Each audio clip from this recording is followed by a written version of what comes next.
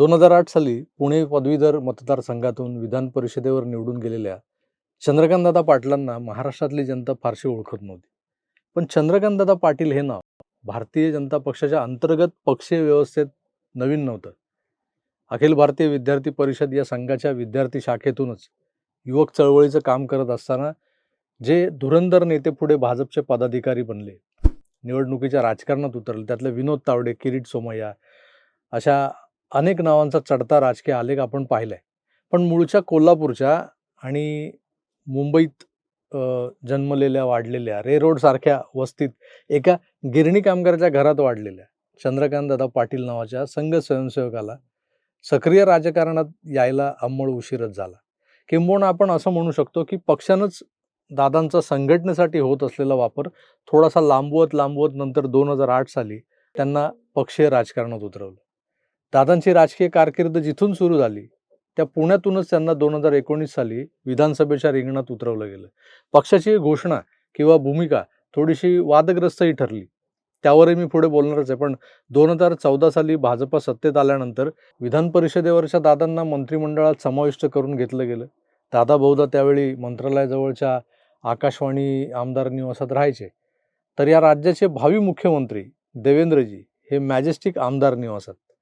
दिल्लीतून काही निरोप आले रात्री आणि देवेंद्रजींनी पहाटे 3 वाजता दादांना फोन करून मंत्रिमंडळात सहभागी व्हायचं हा निरोप दिला.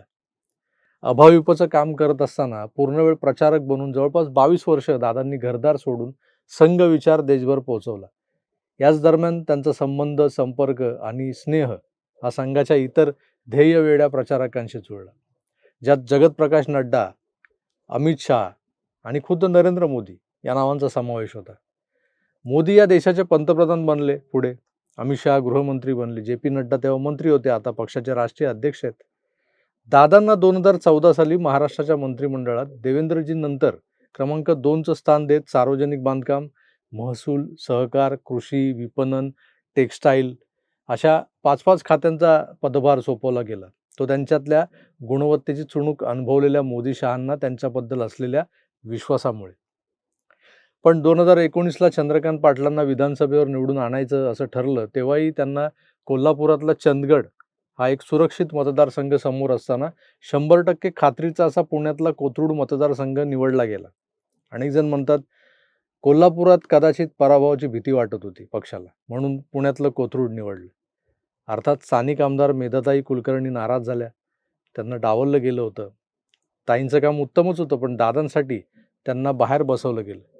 हा निर्णय पक्षीय वर्तुळात बराच काळ चघळला गेला, वादग्रस्त भासवला गेला, बंडखोरीची भीती घातली गेली. काही नाराज कार्यकर्ते उपरा उमेदवार नको म्हणून प्रचारात देखील उतरले नाहीत. पण पक्षानं चंद्रकांत पाटील यांना राज्यातल्या इतर कुठल्याही मतदारसंघातून लढवण्याऐवजी कोथरूड यासाठी दिलं होतं की त्याद्वारे, कोथरूडमुळे पुणे जिल्ह्यात दादांसारखा प्रचारकाची भूमिका निभावलेला संघाचा मुत्सद्दी पदाधिकारी आणून पवारांच्या राजकारणाला काटछळ द्यायचा होता. चंद्रकांतदादा पहिल्या दिवसापासून शरद पवारांचं पुणे जिल्ह्यातलं वर्चस्व कमी करण्यासाठी कामाला लागले होते. आता गंमत अशी की तुलनेनं प्रसिद्धीच्या कमी झोतात असणाऱ्या दादांच्या विधानांनी बऱ्याचदा गोंधळही उडालाय. पण चंद्रकांतदादा पाटील यांना पुण्याचं पालकमंत्री बनवून पवार काका पुतण्याला नमवण्याची भारतीय जनता पक्षाच्या वरिष्ठ नेत्यांची योजना कोणाच्याही लक्षात आलेली नव्हती. दादा एवढे का ऑफेन्सिव्ह होऊन पवारांवर टीका करतायत हे सुद्धा अनेकांच्या लक्षात आलेलं नव्हतं.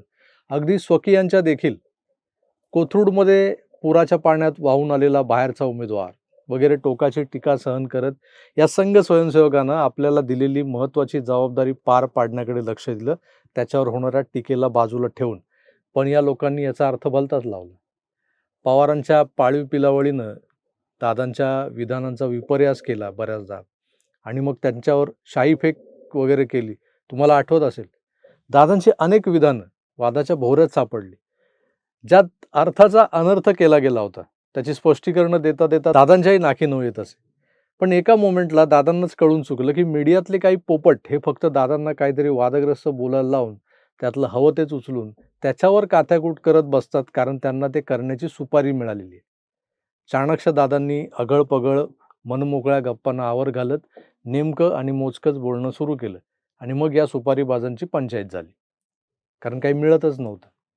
हे सगळं यासाठीच केलं जात होतं, की पुण्यात एका मिशनवर पाठवले गेलेले दादा अशा या मॅनेज मीडियाच्या वावड्यांमध्ये अडकून पडावेत, गेला बाजार त्यांची बदनामी व्हावी. कारण हा माणूस आपल्या 100% क्षमतेनं कामाला लागला, तर पुण्यात, कोथरूडमध्ये किंवा पुणे जिल्ह्यात त्यांचा हात धरणं विरोधकांना अशक्य होऊन बसणार होतं. आणि झालंही तसंच. चंद्रकांत दादांनी मतदारसंघच नव्हे तर पुण्यातल्या राजकारणावर आपली छाप सोडलेली आहे. दादांचा हा करिश्मा जाणून असलेल्या अजित पवारांनी महायुतीत सहभागी होताना ज्या प्रमुख मागण्या भाजपसमोर ठेवल्या होत्या, त्यात एक मागणी होती पुण्याचं पालकमंत्रीपद. अजित पवारांना चंद्रकांत दादांचा पुणे जिल्ह्यावरचा वाढता प्रभाव कमी करायचा होता. त्यांनी आपला अधिकार वापरून ते घडवून आणलं देखील.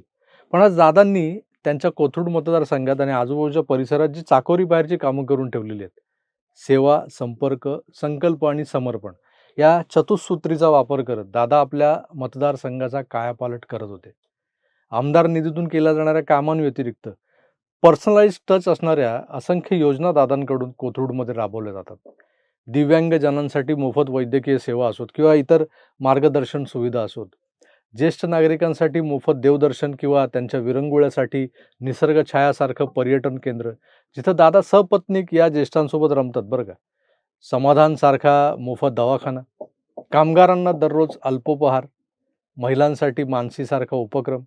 अगदी यंदाच्या नवरात्रात आपण पाहिलं की दादांनी कन्यापूजनाचा कार्यक्रम करून 7,000 पेक्षा जास्त मुलींना एकाच मंचावर आणलं होतं. या कार्यक्रमामागे हिंदू धर्माचं अधिष्ठान जरी असलं तरी औचित्य मात्र वेगळं होतं. देवीच्या नवरात्रातल्या नवरूपांमध्ये तिच्या हातातल्या आयुधांची संहारकता आपण भक्तिभावात दुर्लक्षित करत आलेलो आहोत.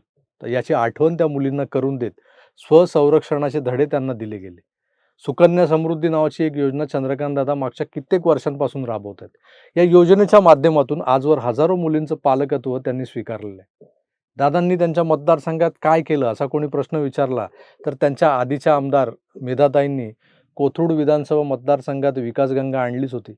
पुढच्या टर्ममध्ये चंद्रकांत दादांनी त्या गंगेचं सागरात रूपांतर केलंय. पण निव्वळ सरकारी निधीतून होणाऱ्या कामांना एक औपचारिक मर्यादा असते. त्या मर्यादेबाहेर जात चाकोरी बाहेर समाजाचा विचार करून काय काय करता येतं हे चंद्रकांत दादांच्या कोथरूड मतदारसंघातल्या लाभार्थ्यांना विचारा. कोल्हापूरचे, बाहेरचे, उपरे अशा टोमण्यांनी हिणवलेल्या दादांनी पक्षादेश पाळत कोथरूड आणि पुण्यात जे काम करून दाखवलंय त्यावरून भाजपच्या कार्यकर्त्यांचे दादा आता कोथरूडचे दादा बनलेले. येत्या निवडणुकांमध्ये कोथरूडमध्ये चंद्रकांत दादांसमोर आव्हान उभं करण्याच्या क्षमतेचा उमेदवार देता येत नसल्यानं विरोधक हवालदिल झालेले होते. कोथरूडच्या दादांना रोखायचं कसं यावर कालपर्यंत एक वेगळाच विचार विमर्श मातोश्रीवरही सुरू होता. पण त्या पर्यायाचाही प्रभाव मर्यादितच दिसतोय हे लक्षात येताच अल्पकाळासाठी तो धुरळा जो उठला होता तो खाली बसला देखील. कोथरूड विधानसभा मतदारसंघातल्या मतदारांच्या संख्येकडे पाहता आज अशी स्थिती आहे की महाराष्ट्रातल्या विजयी उमेदवारांच्या मताधिक्याचा विचार केला तर दादा हे रेकॉर्ड ब्रेक मताधिक्य मिळवून जिंकून येणार असं चित्र दिसतंय. बघूया नेमकं काय घडतंय. घोडा मैदान लांब नाहीये. अवघ्या 22-23 दिवसात सारं चित्र स्पष्ट होईल. तुम्हाला काय वाटतं हे कमेंट करून नक्की कळवा. मी तुर्तास इथेच थांबतो. पुन्हा भेटूच. तर आपली काळजी घ्या आणि पाहत राहा आपलं आवडतं यूट्यूब चॅनल आकार DG9. धन्यवाद. नमस्कार.